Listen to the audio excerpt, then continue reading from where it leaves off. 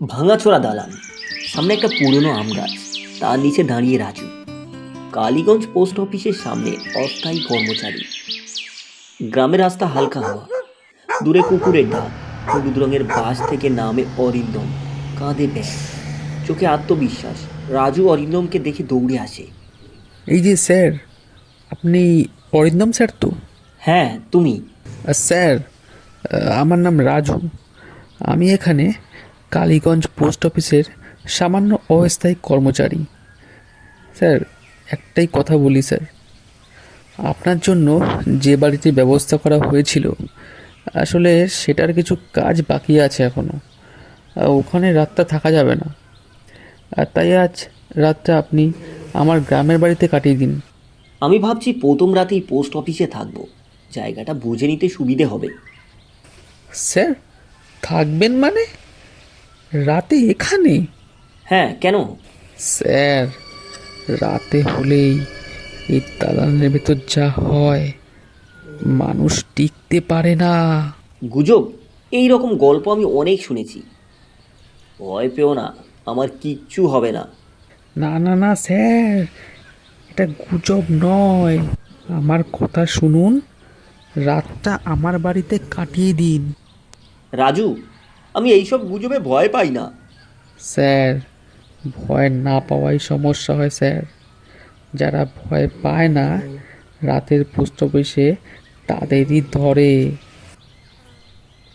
চলো, আমাকে ভেতরে নিয়ে চলো। আজ রাতটা না হয় ভূতেদের সাথেই আড্ডা দিয়ে কাটিয়ে দেব। আমি ভেবেছি প্রথম রাতই পোস্ট অফিসে থাকবো, জায়গাটা বুঝে নিতে সুবিধে হবে। ভাঙা লোহার দরজা, খুলে ঢোকা। ভালোই আছে তো, একটু গুছিয়ে নিলেই চলবে। হুম স্যার, গন্ধটা বুঝতে পারছেন? হালকা তো, হয়তো নোনা পোছা পুরনো কাগজের গন্ধ। স্যার, সন্ধে হয়ে যাচ্ছে, আমি যাচ্ছি। আপনি চাইলে আবার ভাবতে পারেন, দয়া করে আমার কথা শুনুন স্যার একবার। না, আমি এখানেই থাকবো। দরজা ভেজে দাও, কিছু হলে তোমাকে ডাকবো।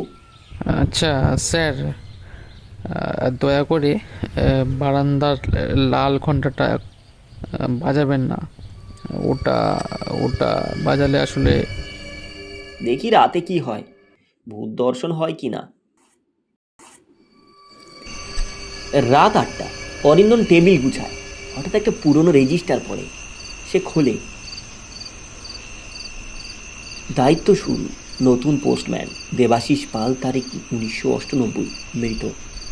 অসীম রায় 2004, মৃত। বিপ্লব দত্ত 2011, মৃত। পাতার শেষে কালো কালির ছাপ দেখে মনে হয় যেন রক্ত। অরিন্দম কেঁপে ওঠে। এটা হয়তো আমার মনের ভুল। কে ওখানে? অরিন্দম টেবিলের নিচে তাকায়, কেউ নেই, কিন্তু একটা নতুন খাম পড়ে আছে। আজ রাতে থেকে তোমার ডিউটি শুরু অরিন্দম। আজ তোমার শেষ দিন আর নতুন দিনের শুরু। অরিন্দমের গলা শুকায়। দরজা আধা খোলা, কুয়াশা ঢোকে, ভারী শ্বাস শোনা যায়। করিডোরে পায়ের শব্দ। অরিন্দম টর্চ তোলে। করিডোরে একজন দাঁড়িয়ে, কালো কোট, মুখ নেই, সাদা ফাঁকা। চিঠি জমা দেবেন? আপনি আপনি আপনি কে? আমি পোস্টম্যান ছিলাম, আগে দিনে ডিউটি করতাম, আর এখন রাতে। মানে কি সব বলছেন? যারা নতুন আসে তাদের দায়িত্ব বুঝিয়ে দিই আমি। আমি দায়িত্ব নেব না? দায়িত্ব না দিলে বের হওয়া যাবে না এখান থেকে। তোমার আগে যারা এসেছিল তারাও প্রথম রাতে থাকতেই চেয়েছিল এখানে, তোর মতো কেউ বিশ্বাস করেনি আমায়। তোমাদের ভয় দেখানোতে আমি ভয় পাবো না, দরজা খুলে দাও বলছি। বের হওয়ার সময় হলে দরজা খুলবে, কিন্তু তার আগে তোমাকে কাজটা বুঝিয়ে দিতে হবে।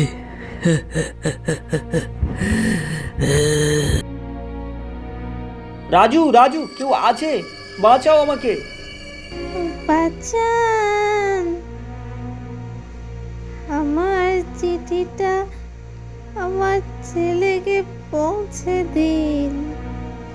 চিঠিটা নিন বাবু। না না না, আমার থেকে দূরে থাকুন। চিঠিটা নে, নে বলছি। নিচে আসো অরিন্দম, নিচে আসো, তোমায় তোমার কিছু কাজ বুঝিয়ে দিই আমি। স্যার, স্যার দরজাটা খুলুন।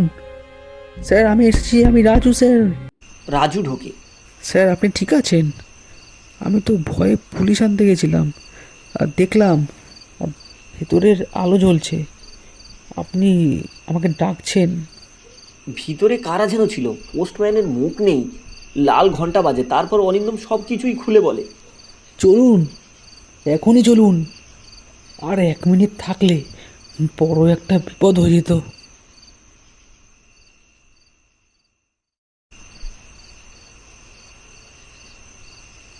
রাজু, আজ যা দেখলাম বিশ্বাস করতে পারছি না।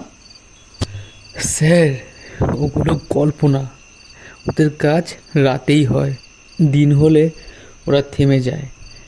আপনি যে কালো কোট পরা মুখহীন লোকটিকে দেখেছেন, কিছু বছর আগে তিনি ছিলেন এখানকার পোস্টমাস্টার।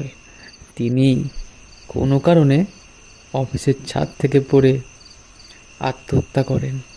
সেদিন থেকে ওনার আত্মা শান্তি পায়নি আজ পর্যন্ত। আর ওই মহিলাটা ছিলেন আমাদের গ্রামের। সে পোস্ট অফিসে যাচ্ছিলেন তার ছেলেকে চিঠি দিতে। পোস্ট অফিসে পৌঁছানোর আগেই একটা গাড়ির ধাক্কায় মারা যান। তখন থেকে তাকেও প্রায় রাত্রে পোস্ট অফিসের আশেপাশে দেখা যায়। সেদিন রাত্রি রাজুর বাড়িতেই কাটিয়েছিলাম।